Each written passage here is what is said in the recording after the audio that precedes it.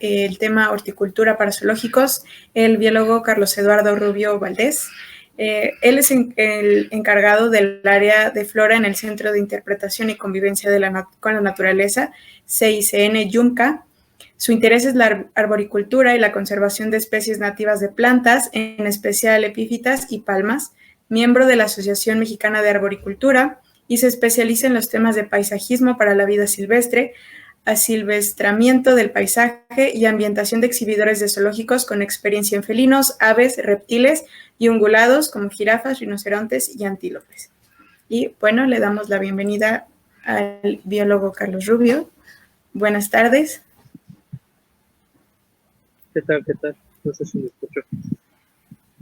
Sí se escucha. Y bueno, en cualquier momento, si quiere poner su presentación. Sí, bueno, de hecho la mandé por PDF porque tengo unos problemas técnicos acá. De hecho, estoy transmitiendo desde mi celular porque no tengo ahorita internet. Ok. Entonces no sé si ya tengan mi presentación por allá en PDF.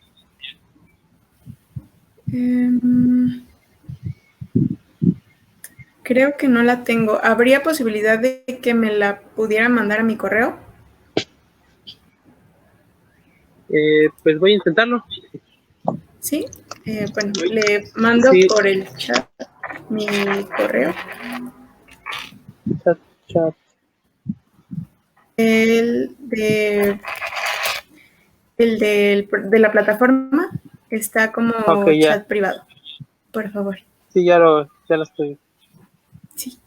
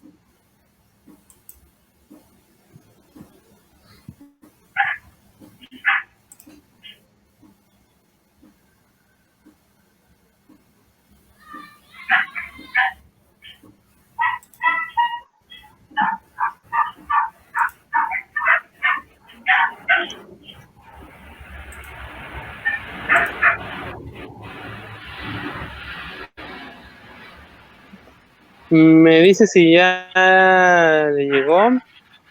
Sí. Todavía no me ha llegado.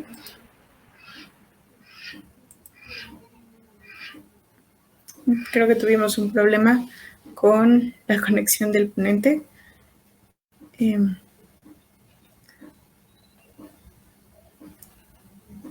Y bueno, tengan un poco de paciencia en lo que vuelve a restaurar su conexión.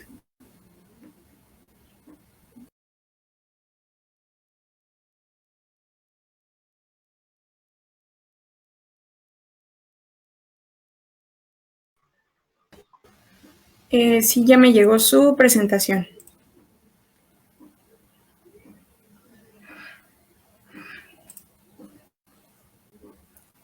Tenemos un poco de problemas.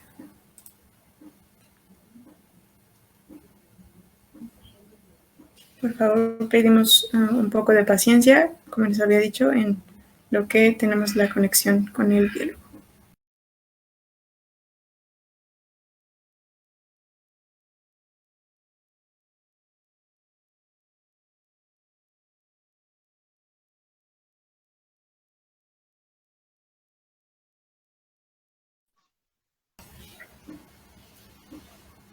Ok.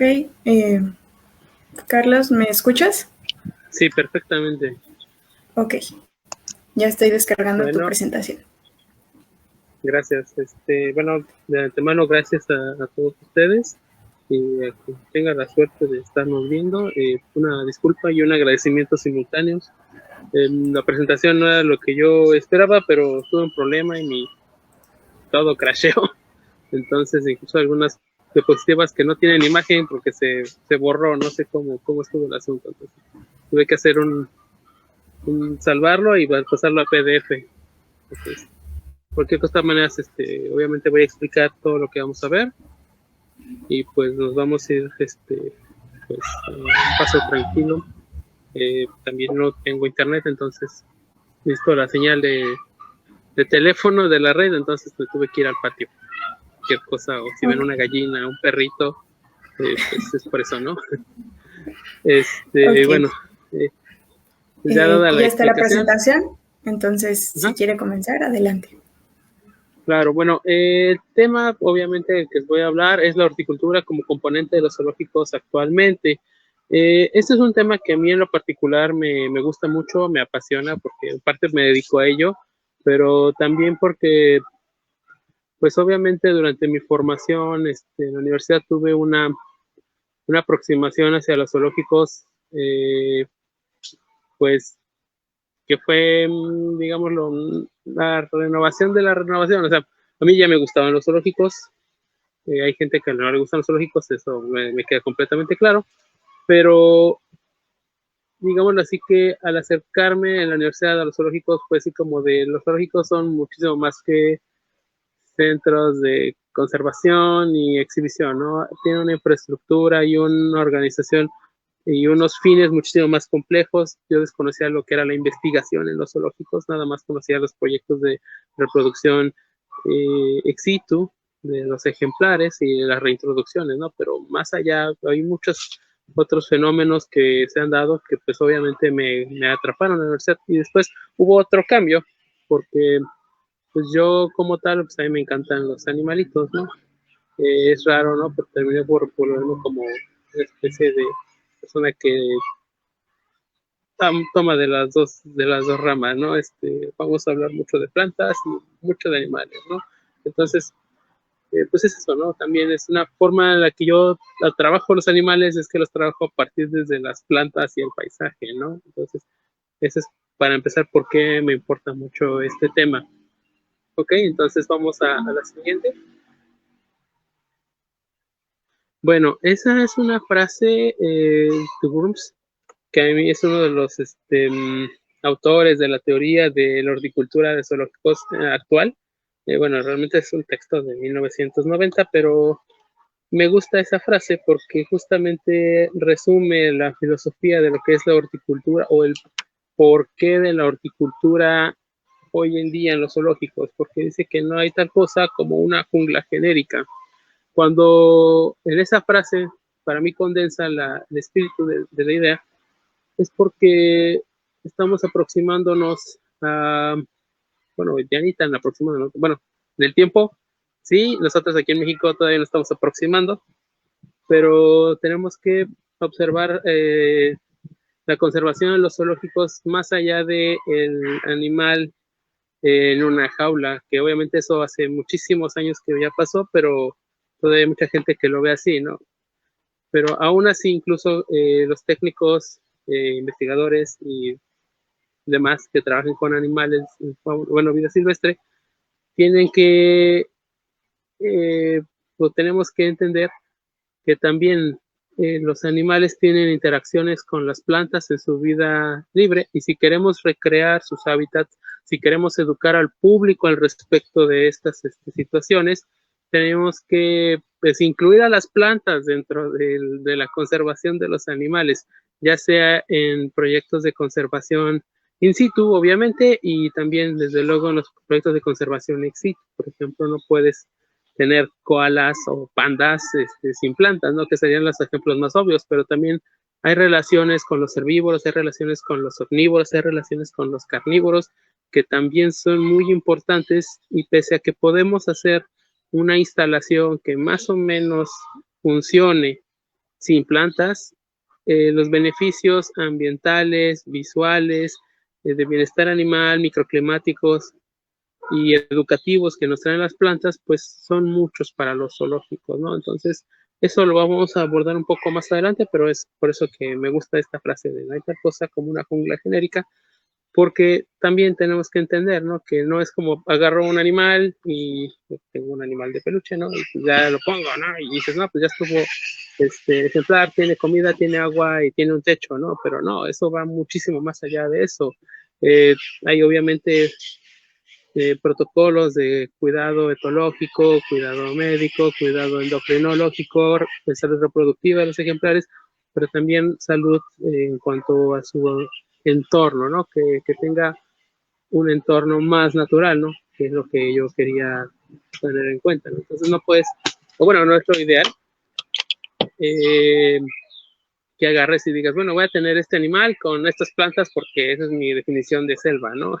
Y resulta, pues, obviamente que son plantas que no estaban naturalmente en su entorno, que a veces puede ser, eso vamos a ver también más adelante, pero en otros casos hay plantas que como no son parte de su entorno, los animales carecen del instinto para aproximarse a ellas cuando requieren educación por parte de sus madres o padres, de sus ancestros, como en el caso de primates o citácidos, para comer algunos alimentos, ¿no? Entonces, esas plantas ya no las pueden comer cuando están bajo cuidado humano, porque no saben cómo comerlas.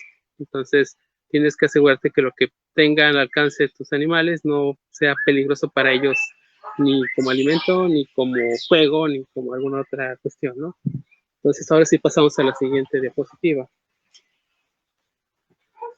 Entonces, pues obviamente cuando hablamos de la breve historia de los zoológicos, aquellos que estén un poco más familiarizados con los zoológicos, pues obviamente saltarían al ver una cosa así hoy en día en un zoológico, ¿no? Ya ese tipo de historias medianamente románticas de vínculos entre los seres humanos y los animales, pues no es que no se puedan dar, sino que obviamente los zoológicos ya son instituciones muchísimo más serias a lo que se tenía la idea. Entonces, pues obviamente quien vea esto dirá, no, pues en la vida real, pues te estás arriesgando a que te pase algo, ¿no? Y pues no estamos, ni nosotros como, bueno, o sea, eso yo lo hablo a nivel de técnicos, no estamos para arriesgar nuestras vidas, ni tampoco estamos para arriesgar a los ejemplares. Entonces, pues, por eso me gusta esto, porque obviamente hay un contraste entre lo que está pasando desde hace varios años, no es algo de hoy en día, no es una revolución de los zoológicos de hace 10 años, sino es una revolución de los zoológicos de hace décadas, ¿no? Entonces, siguiente diapositiva. Bueno, aquí tenemos el Jardín dos Plantes o el Jardín del Rey en Francia.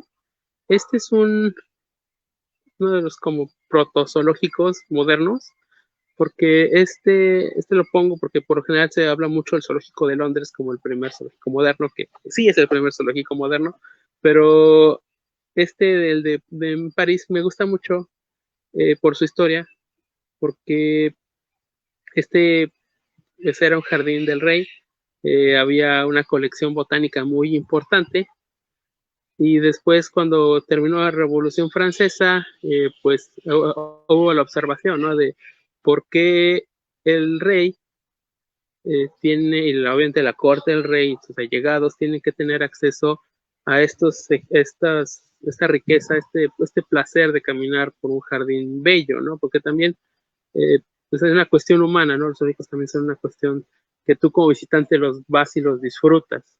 Entonces, pues aparte de la colección botánica, también se empezaron a crear animales salvajes. No me gusta usar la palabra salvaje, pero para dar la idea, ¿no? Y en el contexto histórico, pues querían pues asombrarse, ¿no? Entonces ya había habido en Holanda shows con animales traídos de las Indias, estamos hablando de la época de la colonización.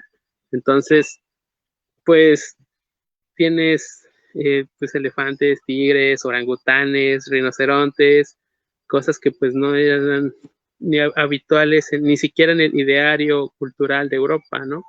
Entonces, por eso me gusta el Jardín dos Plantes, porque uno de los primeros zoológicos modernos que decidió abrir al público y no nada más a las élites acomodadas, empezó realmente como una colección casi jardín botánico.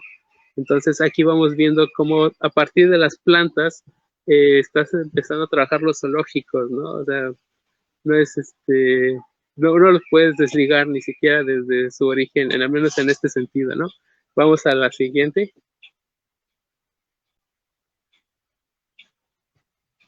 Okay, aquí tenemos el planito de la idea original que iba a ser el Regent Park, que fue el zoológico de Londres, que abrió en 1829.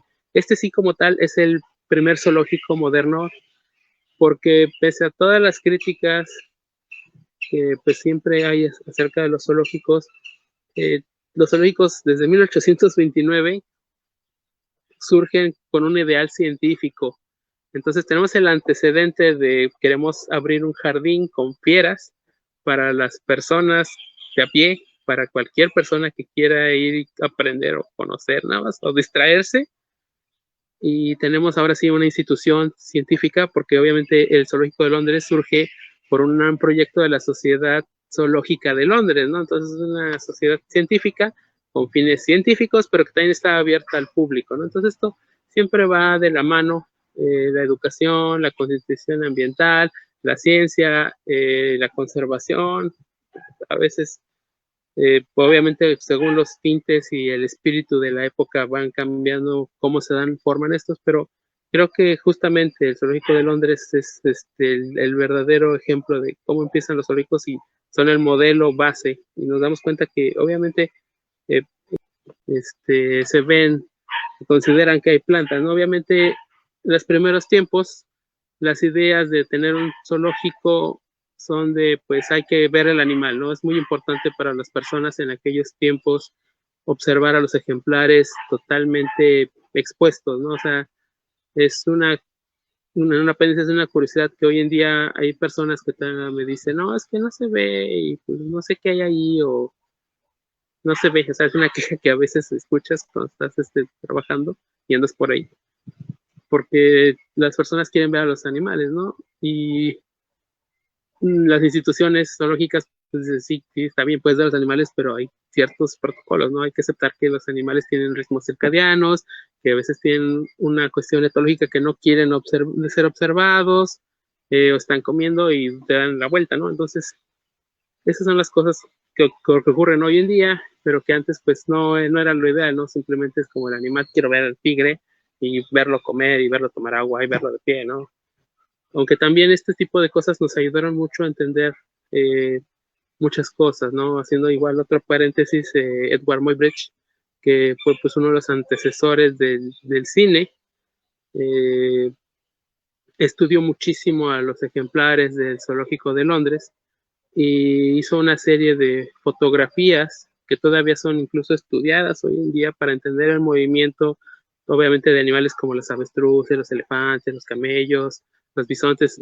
Son imágenes bastante conocidas donde se ven como fotos, que realmente son las primeras animaciones cinematográficas de animales, y se ve el movimiento, ¿no? El galope, porque no sabía muy bien a veces, o no se entendía muy bien cómo caminaban los animales, cómo corrían, que para aquellos interesados en la mecánica del movimiento animal, pues obviamente van a estudiar algo de eso, y pues el origen de todo esto ocurre en un zoológico, y pues fue por justamente que tenían la posibilidad de tomar fotografías de los animales moviéndose sin nada que te obstruyera la vista, ¿no?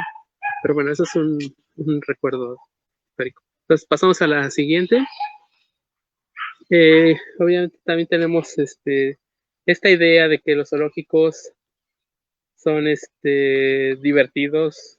Obviamente, les digo, esto ha ido cambiando. Es un zoológico en Escocia en 1900 y parece más un circo por el tipo de cosas que un zoológico como lo imaginamos hoy, y muchas veces las personas que critican los zoológicos se imaginan esto, ¿no? Pero pues obviamente esto es una cosa que tiene más de 100 años y que ya no lo ves en ningún zoológico pues formal, porque pues nunca falta que alguien pueda llamar a un predio zoológico y hacer cosas, ¿no? Pero eso ya es una ilegalidad y se entiende que no es lo estándar.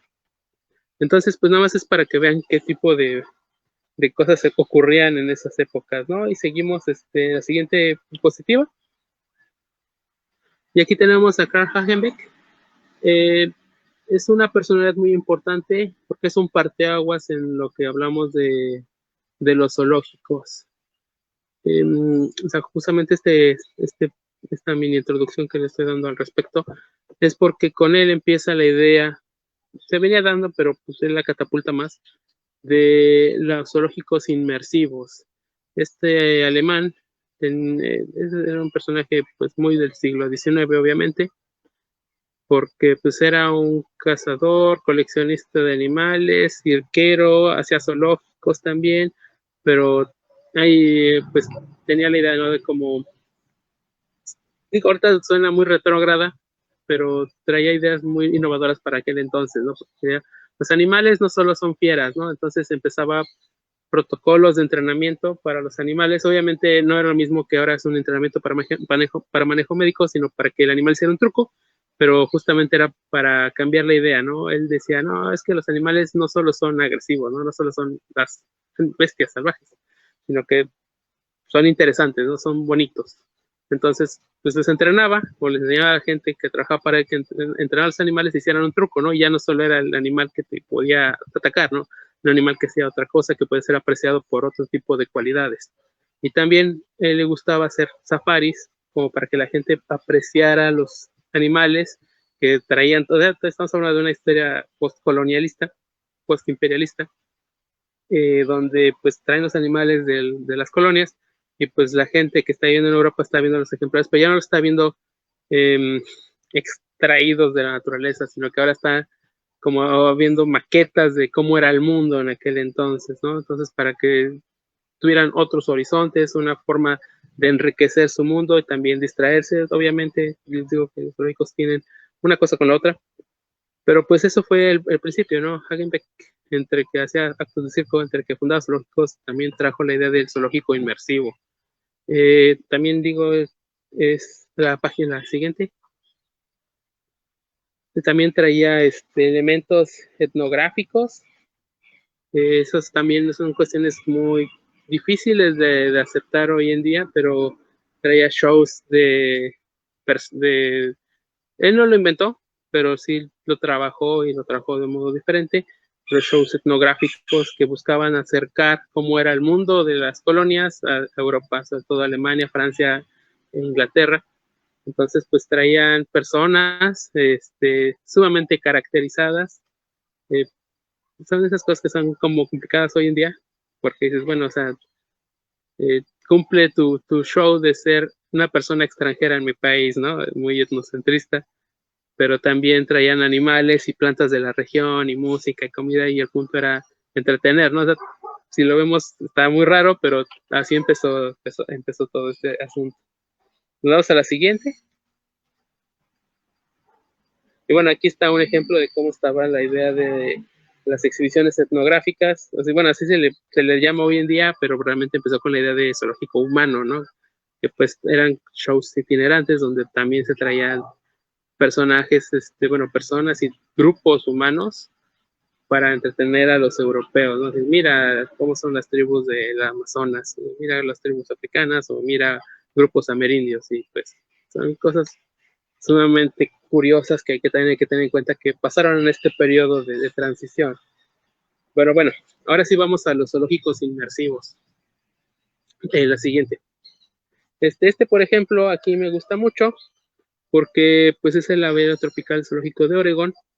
Y hay algo que quiero hacer hincapié, es que todo lo que está ahí, aparte de las personas, no tanto, pero sí, todo lo que está ahí es seguro para los animales que tú tienes ahí en exhibición, porque obviamente no te interesa o no estás buscando que tus ejemplares sufran algún percance.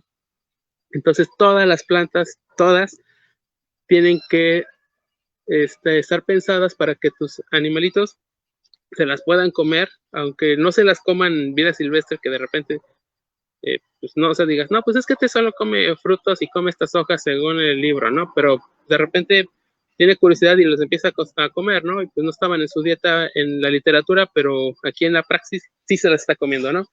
¿Y qué pasa si es una planta que es tóxica o que le puede causar una impactación o que lo pueda astillar o lo que sea? Entonces tienes que saber todas las plantas y todos los elementos vegetales que estás incluyendo en un albergue tienen que ser seguros para los ejemplares, sí o sí, no hay vuelta de hoja, ¿no? A menos de que te quieras arriesgar, pero pues el peso de la responsabilidad es mucho, ¿no? Entonces eso también quiero que quede claro. ¿Seguimos?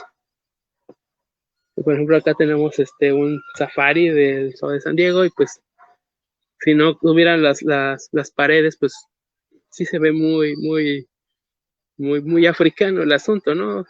Tal vez la palma, pero bueno, ya los juníperos del fondo, pues ya dices, bueno, aquí estamos en Estados Unidos, ¿no? No sé si la diapositiva que siga se vaya a ver, pero vamos a ponerla. Ah, no se ve. Bueno, ahí había unos flamencos que son en el Parque Yumka, están estaban, ahorita hubo una readecuación del lugar, pero en una réplica del bosque neotropical mexicano, ¿no? Entonces, otra diapositiva. Aquí tenemos a un ocelote que se llama Akbal. Esa foto me gusta porque justamente se ve como si fuera un ejemplar en vida libre. No se ve así en esa idea de los 4 paredes y barrotes que los antizoológicos quieren vendernos, sino como pues justamente lo que es un entorno que se parece al entorno silvestre del ejemplar, que le permite esconderse, salir si quiere y pues morder lo que quiera y que no le va a pasar nada, ¿no? Entonces, pues ese es un ejemplo. A ver si las diapositivas que siguen se ven porque se crashó, la que sigue. Ese son las aluches, eran unas espátulas en un aviario también muy bonitas, perdónenme, pero de verdad hice lo posible y no quería trabajar el programa. La que sigue. En el SOMAT, eso era el Quetzal. El SOMAT es un zoológico fantástico porque es un zoológico regional, ¿no? Entonces sigue mucho esta historia de los zoológicos representativos de los ecosistemas y entonces SOMAT pues obviamente trata solo fauna de las selvas chiapanecas. Entonces tienes que tener plantas de las selvas chiapanecas y pues obviamente recrear su entorno, ¿no? Aunque estés en un pedacito de media ciudad de Tuxtla Gutiérrez, pues tiene que recrearse ese espacio para los ejemplares.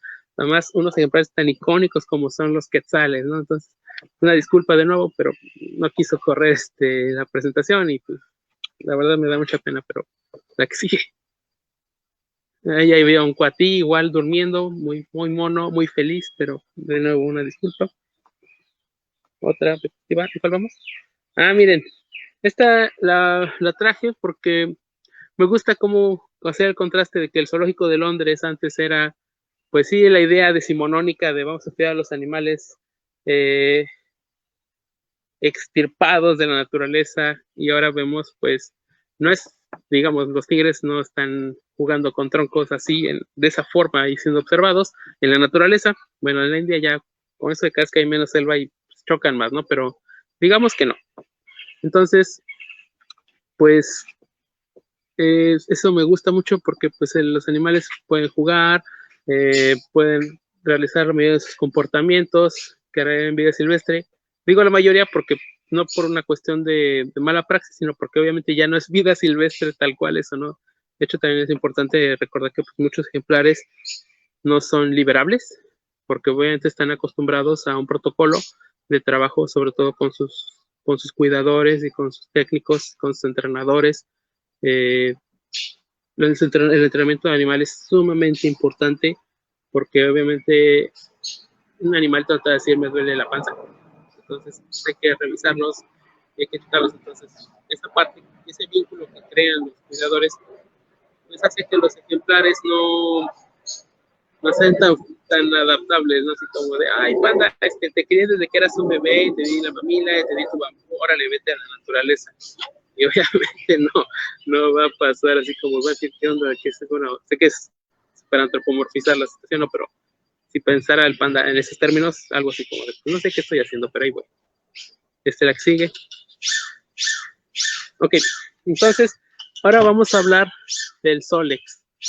El Solex, es en parte un comercial, no sé cómo cuenta. Es una gran recomendación que yo les hago, porque si quieren trabajar o están trabajando y no lo sabían, digo, porque pues igual lo saben y pues no les estoy enseñando nada, es que el Solex es una plataforma digital de la UASA, la Asociación Internacional de Zoológicos y Acuarios, que nos permite estudiar el diseño de exhibidores y de manejo técnico a nivel paisaje, entorno de los zoológicos.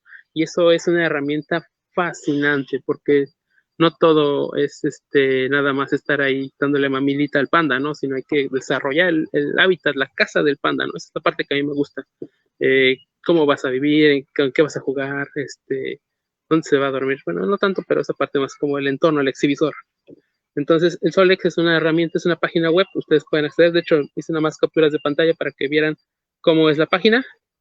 Y pues obviamente puedes subir, las personas que trabajamos en Solex, pues podemos subir los exhibidores o los proyectos y describirlos tanto como podamos para que otras personas también técnicas que trabajamos con eso, podamos aprender de lo que se está haciendo en otros zoológicos. Muchas veces es una herramienta muy valiosa para los que trabajamos en zoológicos en Latinoamérica, porque pues no hay mucha información al respecto de todo esto que les he platicado, ¿no? Y a veces, desafortunadamente, hay más experiencia en el extranjero, en el manejo de fauna silvestre en cautiverio, que en nosotros mismos, ¿no? Entonces, esa es la presentación, la página presente, la que sigue. Ahí ven que hay un mapita. Ese es el exhibidor de los gorilas en Dublín. Entonces tiene su mapita, la ubicación, las especies que están ahí en el exhibidor, por si es multiespecies. La que sigue. También menciona cuántos animales pueden caber, de qué tamaño es, qué ejemplares hay, cuánto costó. Aquí ese dato me gusta porque en algunos exhibidores hay gente que es tan amable que te dice, este proyecto nos costó tantos millones de euros o de dólares o de lo que sea, ¿no? Entonces, pues para que dar una idea, ¿no? Así a otras personas de, pues mira, este proyecto salió en tanto, ¿no? Entonces, para irlo tirando, ¿no? Vamos a la que sigue. Y también tiene un apartado que obviamente es el apartado más importante aquí, es el apartado de las plantas, ¿no? ¿Qué tipo de plantas le pones tú a los gorilas en Dublín? Y pues, ¿por qué? Porque a veces, pues tal vez, en muchos casos, los zoológicos europeos, los ejemplares tienen una zona de invierno, porque pues, obviamente no pueden soportar las temperaturas de invierno, y pues también tienen su resto de verano, ¿no? O sea, nada más cambian de lugar, de externo a interno, ¿no? Entonces, eso también es importante, ¿no? Porque a veces también se reconoce que pues, hay que darles prioridad a las especies nativas, ¿no? Entonces, tu gorila tiene que convivir con las especies nativas de árboles y de herbáceas que tienes en tu entorno, ¿no? Y también es empezar a investigar nuevas relaciones entre las plantas y los animales, porque pues resulta que a veces las plantas nativas pueden ser venenosas o pueden ser comestibles para tus ejemplares, ¿no? Y sobre todo en el caso de los gorilas o de los elefantes o de las jirafas o de los venados o de los citácidos, las plantas son muy críticas porque pues hacen mucho uso de ellas, ¿no? Y la que sigue. Y entonces, les digo, lo que más me gusta del Solex es que es muy descriptivo. Entonces, ya que te dijo cómo están trabajando la comunidad vegetal adentro del exhibidor, resulta que si el desarrollador del proyecto es muy, muy, muy amable, y eso es lo mejor, es información libre, no tienes que pagar una suscripción, no tienes que, pues, nada, o sea, simplemente la plataforma es, yo hice este proyecto y lo subo, y ya, para cualquiera que pueda acceder a esa información. Tiene la lista de las plantas, ¿no? Esta es nada más la captura de pantalla, pero es una lista extensísima que incluye árboles, arbustos, herbáceas, incluso plantas acuáticas. En el Chester Zoo, en Inglaterra, tienen una exhibición de jaguares y tienen, no es en el Chester, ya no me acuerdo en cuál era, pero bueno, el caso es que es en Europa, y, o sea, y lo sorprendente es que hasta peces están extintos en México, porque ya saben que hay muchos microendemismos de especies de godeidos en los ríos mexicanos o en las lagunitas mexicanas que siguen en los acuarios del mundo, pero ya están extintos en vida silvestre. Bueno, hasta los condenados pececitos tienen en su exhibidor de los jaguares. Y las plantas, obviamente siguiendo el principio de no existe una jungla genérica, pues plantas neotropicales, centroamericanas, en México centroamericanas. Entonces, es muy, muy impresionante una cuestión así, ¿no? Entonces, pues, es solamente para darnos una idea de, pues, cómo está el asunto, ¿no? Ahora la que sigue. Bueno, es una especie como de árbol administrativo de cómo funciona el zoológico de Chester. Y pues, en los zoológicos modernos, obviamente tienen su director de educación y conservación, su director de programas de zoológicos, medicina de la conservación, investigación, educación, etcétera, etcétera, pero también dentro de las colecciones nos damos cuenta que abajo, bueno, es que me cuesta trabajo porque les digo, como no tengo un celular, no les puedo enseñar con el ratón, ¿no?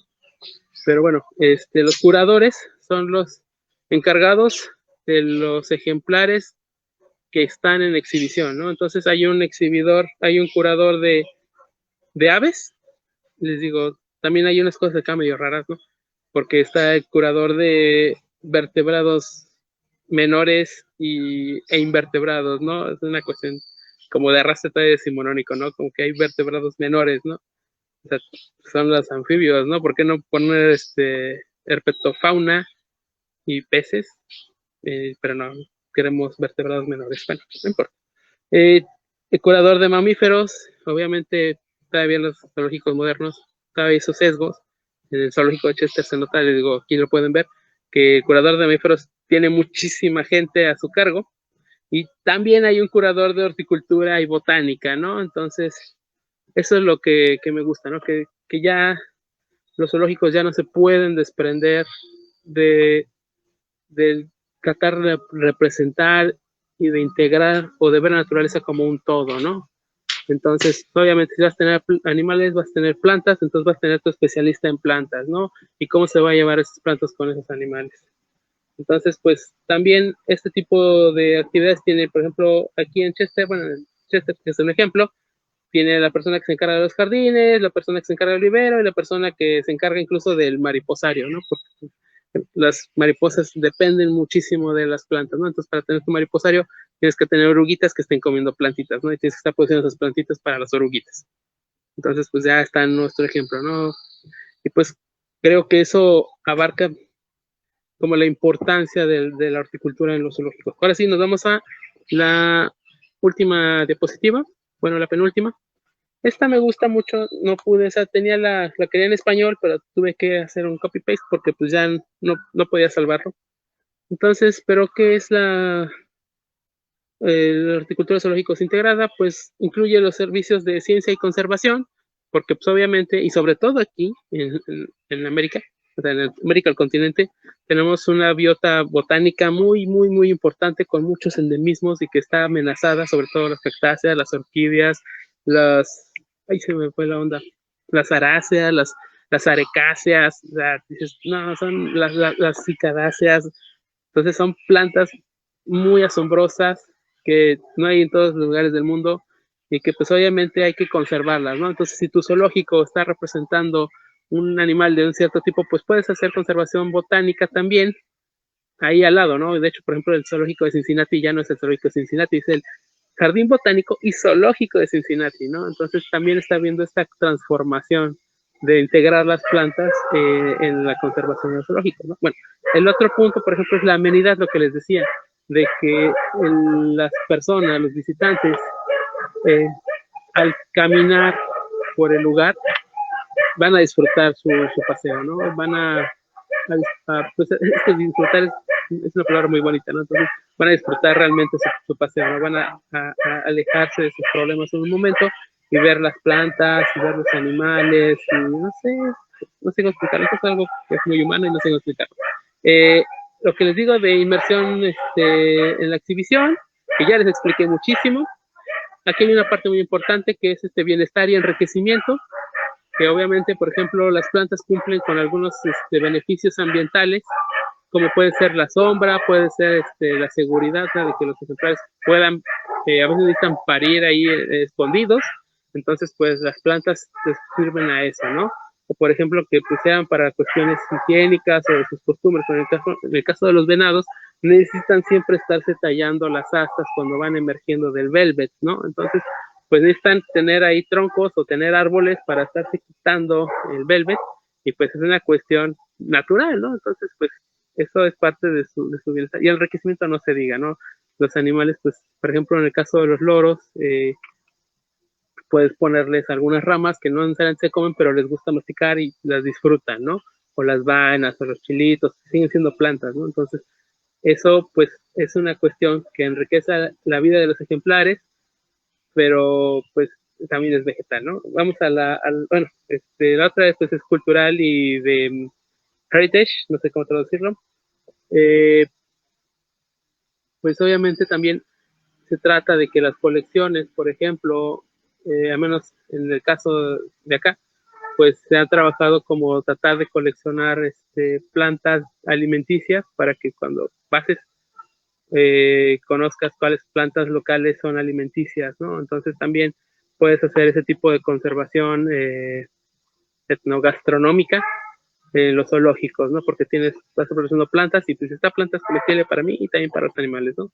O simplemente me gusta, pero aquí la podemos exhibir en el pasillo, ¿no? Lo que entre exhibidor y exhibidor puedes poner una colección de pimientas o colección de dalias, lo que sea, pues obviamente, o incluso las jícaras, ¿no? Yo estoy muy interesado en tratar de producir jícaras, pero no se me han dado, ¿no? Pero me gustaría mucho tener un arbusto de jícaras y cuando los visitantes pasen, así como, mira unas jícaras. De hecho, en el parque hay cacao, ¿no? Entonces tú vas caminando por ahí y de repente hay un árbol de cacao y los guías te dicen, este es un árbol de cacao, este es un árbol de bellota, este es un árbol de la ciclopia. La sustentabilidad, pues obviamente también se entiende a qué nos referimos. También cuando se hacen aprovechamientos de las plantas en todos los parques, se usan ya sea para composta o pues para alguna otra acción, incluso para hacer en caso del bambú o la madera puede ser plataformas para los ejemplares, ¿no? La educación pues queda más que explicada. Food and Browse, que es alimentación y ramoneo, ¿no? Por ejemplo, en el caso de los elefantes, en vida libre comen más de 50 especies de plantas, ¿no? Entonces, obviamente, pues no les puedes dar pastito todo el tiempo, ¿no? Sino, aparte de su dieta normal, es muy recomendable, de hecho hay varios autores que te recomiendan que les des ramas a los ejemplares, porque su tipo de gestión hace que sea benéfica esa fibra adicional para ellos, ¿no? Entonces, yo en particular he trabajado fabáceas, que obviamente no tengo acacias africanas acá, pero hay muchas fabáceas neotropicales mexicanas que me encantan y que le puedes dar al elefante y que cumplen esta función, ¿no? De darle un alimento rico en proteínas y fibroso que le va a ayudar en su digestión, ¿no? O igual a la jirafa, igual no tenemos acacias africanas, pero el Enteroleum ciclocarpum le dicen orejón, acá le llamamos piche en Tabasco, es una planta que pues, parece una acacia, que pues, es pariente de las acacias, y pues ahí ves a la jirafa sacando su lengua intentando alcanzarla y se ve muy fantástico, ¿no? Porque te recuerda esa idea y al mismo tiempo pues estás viendo a la jirafa interactuar con la biota nativa, ¿no?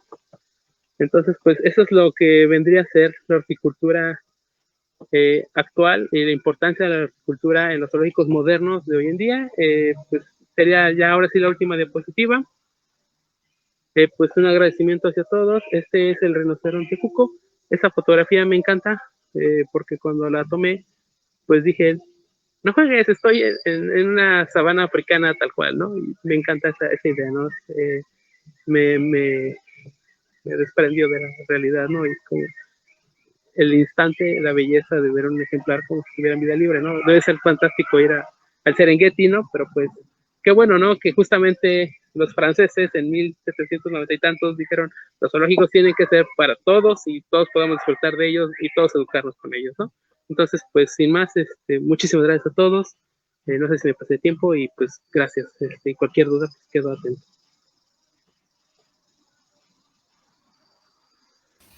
Ok, pues muchísimas gracias por la ponencia. Tenemos unas cuantas preguntas.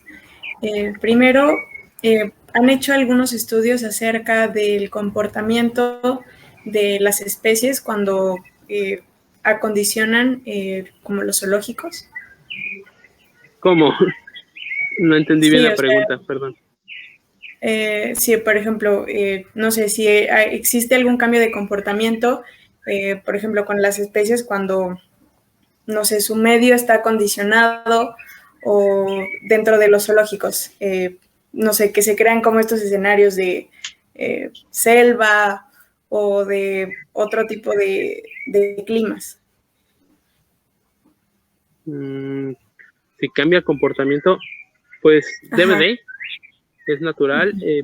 Obviamente yo no soy la persona adecuada para resolver esta pregunta porque mi aproximación hacia los animales no es desde la conducta, sino desde su entorno, ¿no? Pero sí hay un cambio.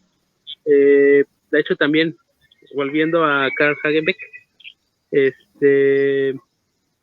hay un zoológico en Francia que se llamaba el Jardín de la Aclimatación, porque hay casi todos los comerciantes de animales salvajes, estamos en el siglo XVIII, llevaban los ejemplares de plantas y de animales tropicales ahí para que se aclimataran y ya después se lo vayan a llevar a otras colecciones, ¿no? Entonces, desde esa época se está viendo, sobre todo en los zoológicos europeos, que los animales obviamente tienen que adaptarse fisiológicamente y obviamente al adaptarse fisiológicamente cambian algunos de sus comportamientos, ¿no?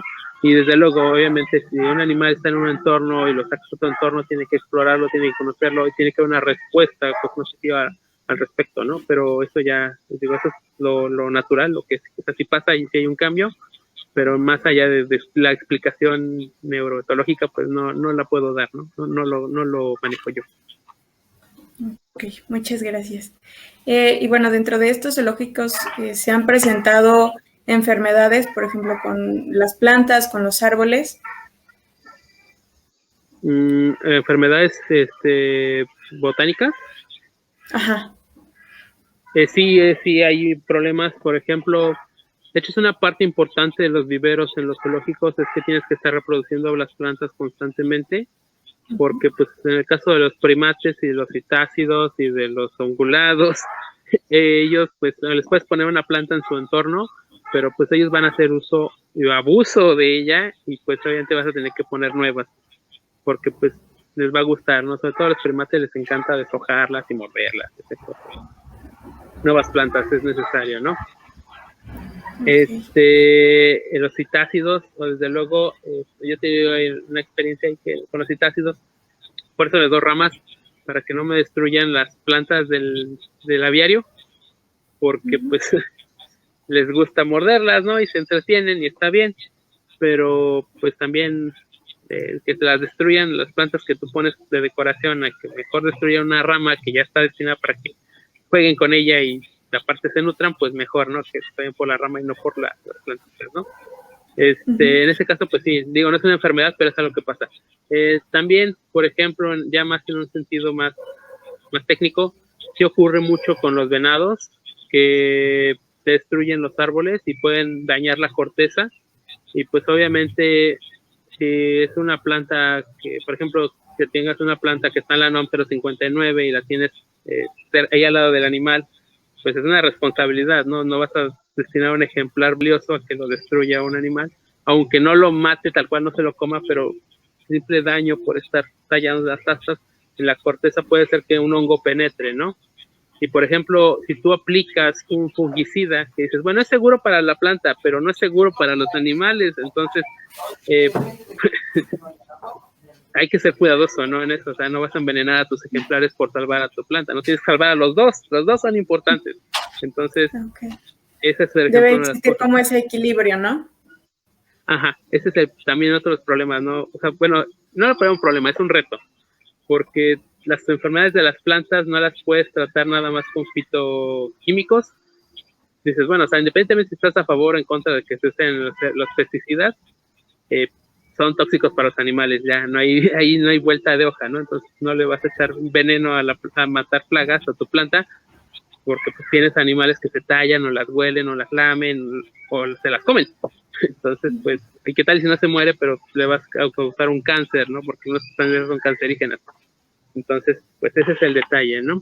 Y ya a nivel de salud forestal, pues hay que monitorear los ejemplares también, porque, pues aunque esté controlado el zoológico, hay animales que viajan, ¿no? Entonces, por ejemplo, los escarabajos barrenadores de las palmas se pueden matar su colección de palmas súper valiosas, como les he dicho, las arecáceas, pues son plantas muy valiosas que tienen un crecimiento muy lento y que aunque no todas estén ya en la NOM, son plantas cada vez más raras en la naturaleza, ¿no? Entonces, yo creo que es una oportunidad para los zoológicos seguir propagando las palmas nativas mexicanas, porque en el futuro, con toda la pérdida del territorio, de terreno, a cambio de uso de suelo, va a haber menos palmas silvestres, porque la gente normal pues dice, pues es una palma, la tiro y ya, ¿no? Pero Nosotros, cuidadores de la biodiversidad, no, pues es una palma que es rarísima, solo hay un ejemplar, bueno, una especie en este género, tarda 40 años en mover, es una locura biológica, pero pues a la otra persona, machete es monte, échale machete, ¿no?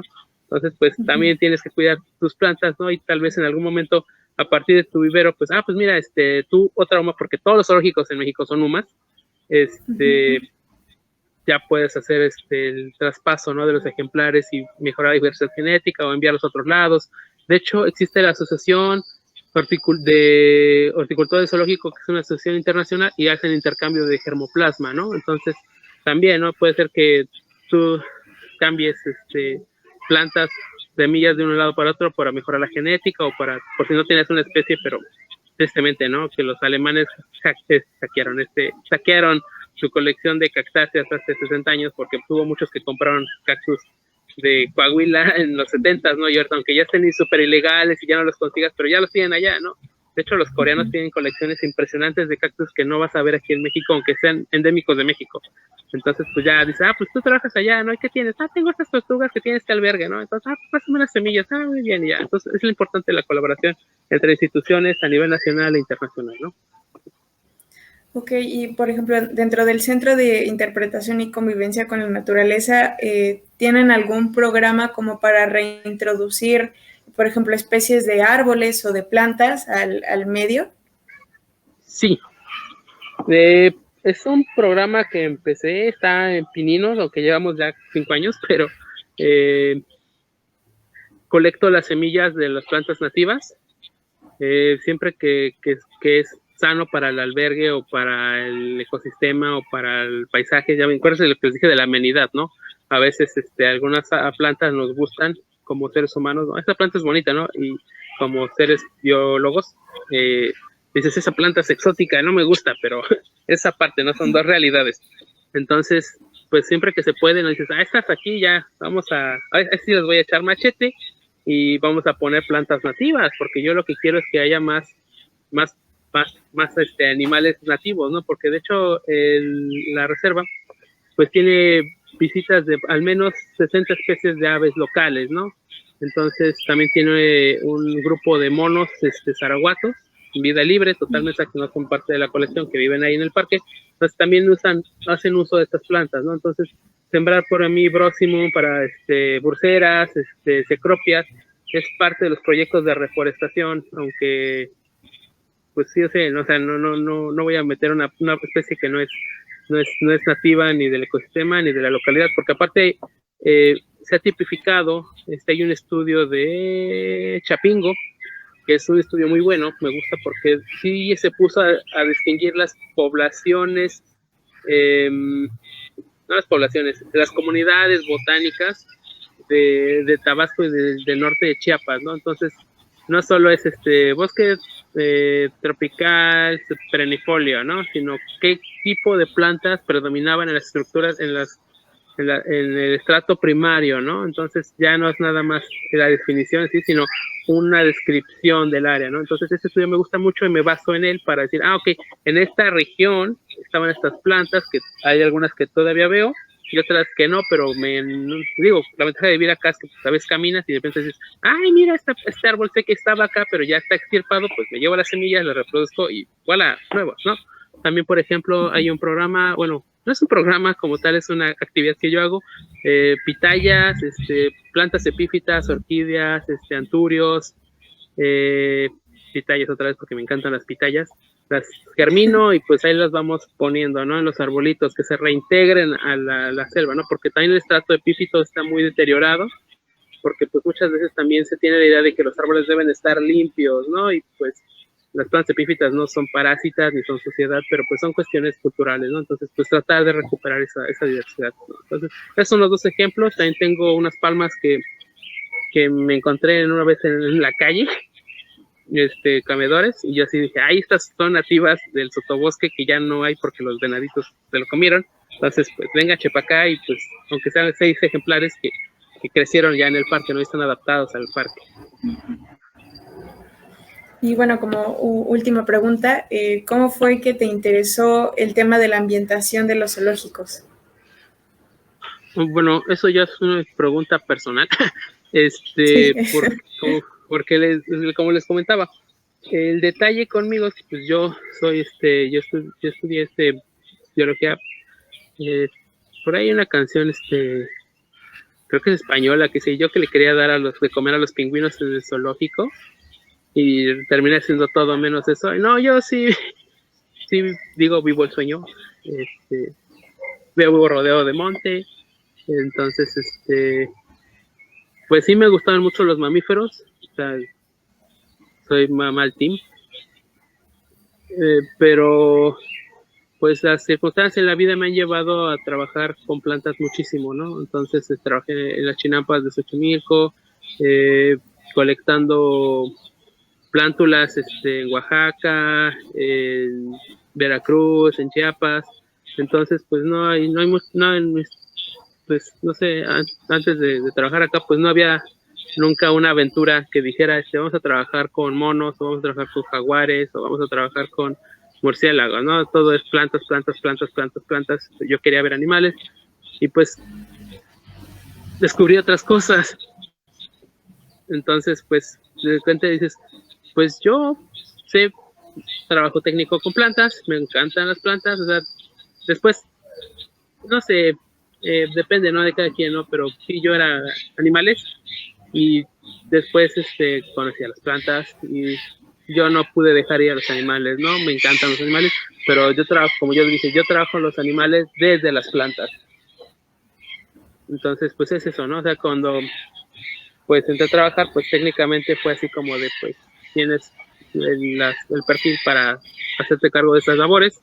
Entonces, pues, fui pues aplicando lo que sabía, aprendiendo otras cosas, acercándome a la asociación de horticultura, y a otras asociaciones botánicas, y pues ya realmente con poquito tiempo, porque a fin de cuentas hacer lo que tú quieres, en este caso siento que la conservación de los animales a veces no es pues darles mamila o ir a recogerlos al cerro y protegerlos. A veces el cambio para los animales es que haya más lugares donde ellos vivan, ¿no? Entonces yo quiero, digo, es una pregunta personal, yo quiero que mi aportación sea que pues el día de mañana los árboles que ellos comen, los lugares donde ellos viven sigan existiendo para que ellos puedan seguir existiendo, ¿no? Y es eso, ¿no? O sea, yo no tengo esas, no sé, o sea, es lo que me gusta y ya realmente es una pregunta muy personal porque pues me gusta porque yo aprecio así la naturaleza y es mi relación con la naturaleza y mi relación conmigo mismo y pues me gusta así, ¿no? Lo hago porque ese es mi sueño, ¿no? Saber que en unos años tal vez siga existiendo la comunidad vegetal y haya murciélaguitos y colibríes y mariposas y ranas y los monos y los búhos y los zorrillos y los puercoespines y las cecropias y las orquídeas y los helechos y los musgos y los tuturios. No, o sea, este soy ya. Ok, pues Carlos, te agradecemos mucho tu ponencia, fue un tema bastante interesante y pues ojalá próximamente o a futuras fechas se presente otra vez una oportunidad para que vuelvas a estar con nosotros. Sí, con gusto, o sea, realmente, pues sí, ya fue la segunda vez que he estado trabajando con ustedes. La primera vez fue con paisajismo para la vida silvestre. Es como el lado B de lo que es lo mismo, ¿no? Porque justo me dice que conservación de plantas implica conservar animales, ¿no? Entonces es eso y ya, ¿no? Y yo, pues mientras estemos bien vivos, pues aquí estamos para apoyar a lo que se pueda y pues hablar de la conservación como se pueda, ¿no? Ok, pues muchísimas gracias, Carlos, y hasta luego. A ustedes. Chao, chao. Y bueno, continuamos con la última ponencia del día de hoy y también la última ponencia de la Semana de la Biodiversidad.